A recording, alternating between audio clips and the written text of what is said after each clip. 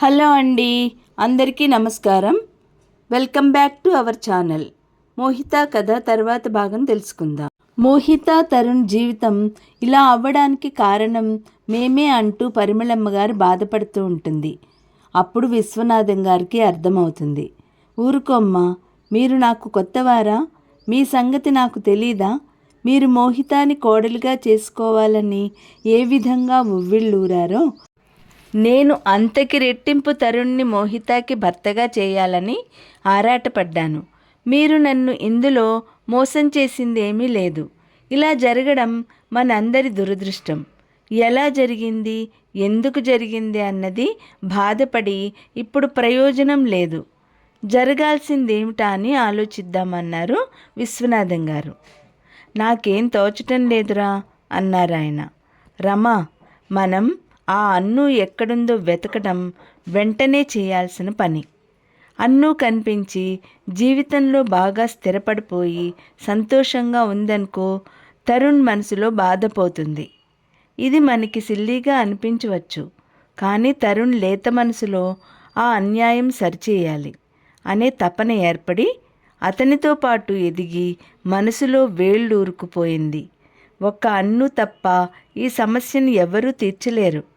అన్ను గురించి ఎంక్వైరీ చేయడం మినహా ఈ సమస్యకి పరిష్కారం ఇంకోటి లేదు.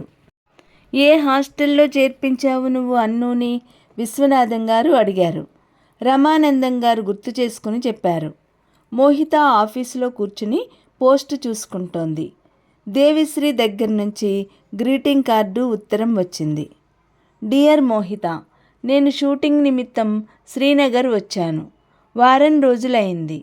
ఈ పూట నా పోర్షన్ ఏమీ లేదు. ఇప్పుడే మా అమ్మాయితో ఫోన్లో మాట్లాడాను. తనకి పరీక్షలు, లేకపోతే ఇక్కడికి తీసుకువచ్చి ఉండేదాన్ని మోహిత. నా భర్తతో విడాకులు తీసుకున్న తర్వాత నేను ఇప్పుడు చాలా ఆనందంగా ఉన్నాను. మీకు నా కృతజ్ఞతలు. నేనిప్పుడు పూర్తిగా నా కెరీర్ పట్ల శ్రద్ధ చూపించగలుగుతున్నాను. మా అమ్మాయిని హాస్టల్లో చేర్పించగానే నాకు హాయిగా అనిపించింది. నా పరోక్షంలో నేను నా వృత్తిరీత్యా ఊపిరాడినంత బిజీగా ఉన్నప్పుడు నా కూతురు క్షేమంగా ఉంటే నాకు ఎంత ధైర్యంగా ఉంటుందో.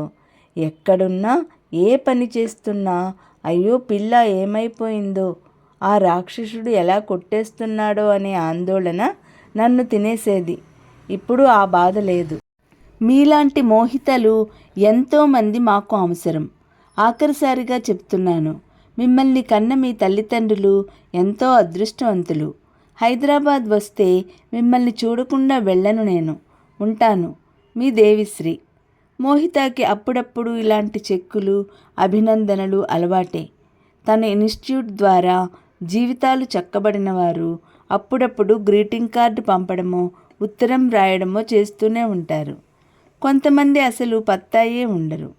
వీరి ఈ కృతజ్ఞత చూస్తుంటే మోహితాకి మనసు ఆర్ద్రమవుతూ ఉంటుంది. ఏం గొప్ప సాయం చేసింది తను? పోరాటం జరిపింది వారే. వారు ధైర్యంగా ఉండకపోతే తనేం చేయగలదు? వచ్చిన రోజునే నిర్మోహమాటంగా చెప్పేస్తుంది, ఇది మీ జీవితం, ఇది మీ పోరాటం, మీరు ధైర్యంగా ఎన్నో ఎదుర్కోవాల్సి వస్తుంది.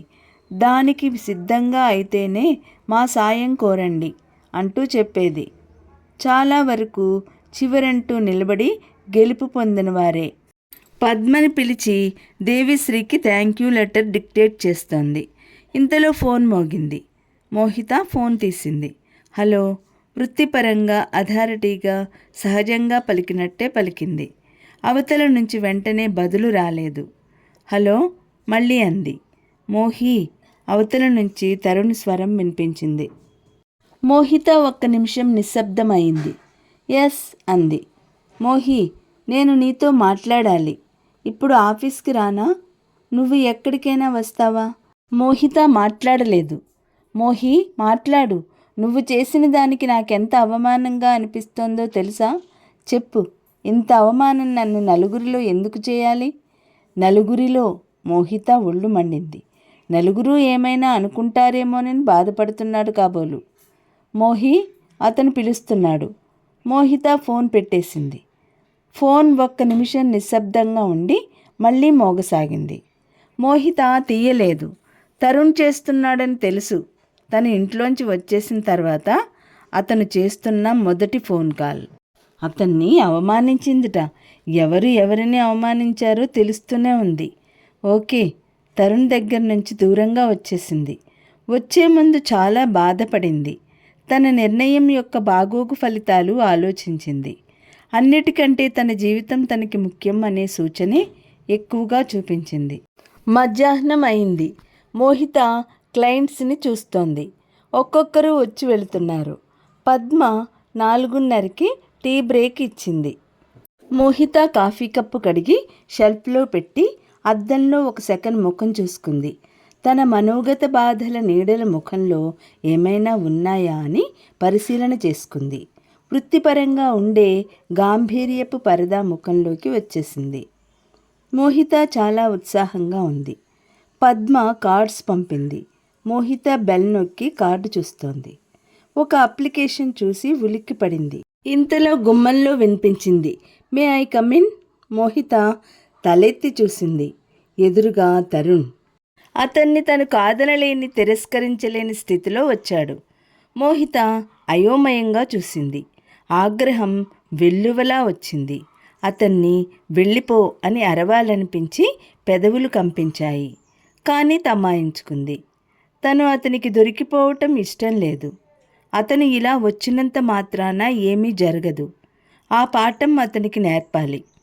చూస్తుండగానే మోహిత ముఖంలో ఆగ్రహం, బాధ, వెల్లువ తీసేసినట్టు వెనక్కి వెళ్ళిపోయాయి. ముఖంలోకి పక్కా ప్రొఫెషనల్ సీరియస్నెస్ ఆచ్ఛాదనగా వచ్చేసింది. గుటక మింగి తనని తాను నిగ్రహించుకుంది. ప్లీజ్ సిట్ డౌన్ అంది. అతను కూర్చున్నాడు. అతని కళ్ళు మోహితానే చూస్తున్నాయి. మీ ప్రాబ్లం ఏమిటి అంది కాగితాలు చూస్తూ. అక్కడ వ్రాసాను అన్నాడు.